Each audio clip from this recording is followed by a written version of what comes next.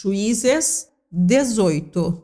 Naquele tempo, não havia rei em Israel, e a tribo de Dan estava procurando uma terra para morar, terra que fosse só deles.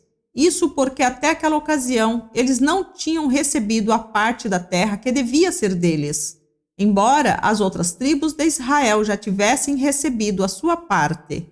Então o povo de Dan escolheu 5 homens de valor entre todas as famílias da tribo.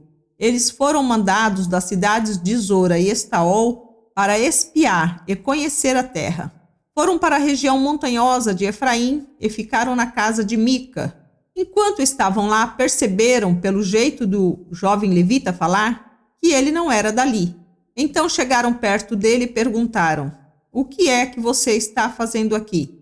Quem trouxe você para cá?" Ele respondeu: "Eu fiz um trato com Mica. Ele me paga para ser sacerdote dele."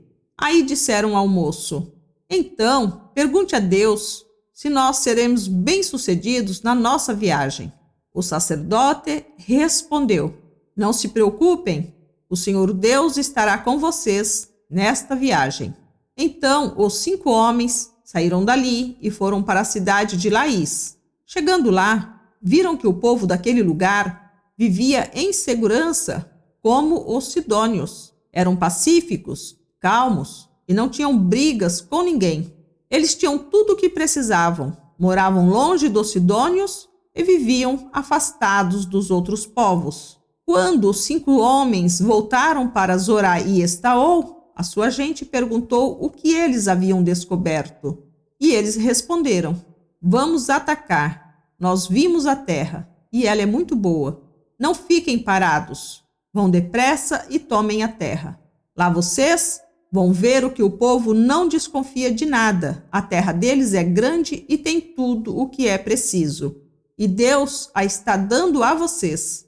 Então 600 homens da tribo de Dan saíram de Zorá e Estaol, prontos para a luta. Subiram e acamparam a oeste de Kiriat Jearim, na região de Judá. É por isso que aquele lugar é chamado até hoje de Campo de Dan. Dali foram para a região montanhosa de Efraim e chegaram à casa de Mica.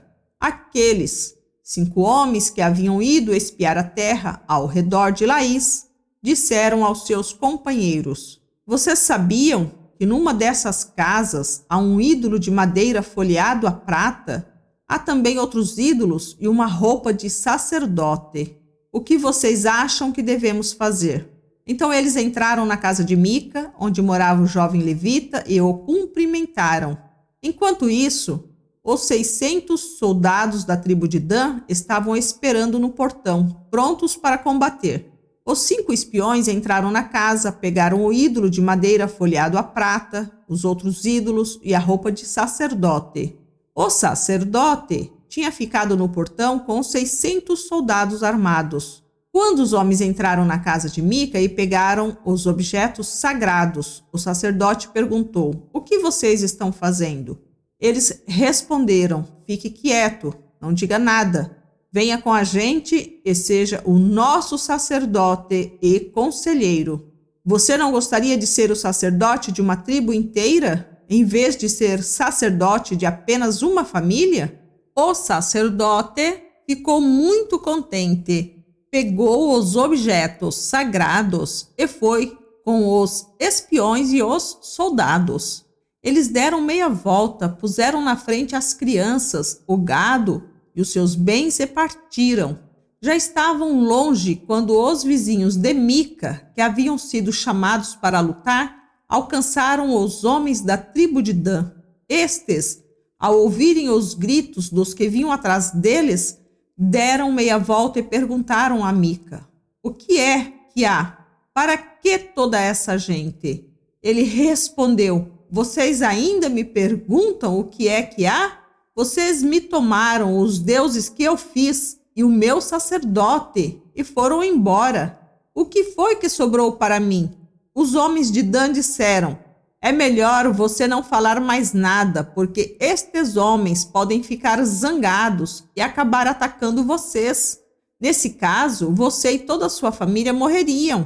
Depois de dizerem isso, os homens de Dan partiram. Mica viu que eles eram mais fortes, então voltou para casa. Os homens da tribo de Dan levaram as coisas que Mica havia feito e também o sacerdote dele. Aí foram e atacaram Laís, aquela cidade de povo pacífico e calmo. Mataram os seus moradores e queimaram a cidade. Não havia ninguém para salvar aquela gente, pois Laís ficava longe de Sidom e eles não tinham contato com outros povos.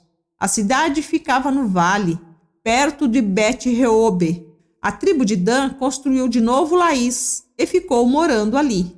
Deram à cidade o nome de Dan, porque assim se chamava o fundador da tribo, que era filho de Jacó. E os homens de Dan levantaram o ídolo para adorá-lo. Jonatas, filho de Gerson e neto de Moisés, foi sacerdote da tribo de Dan.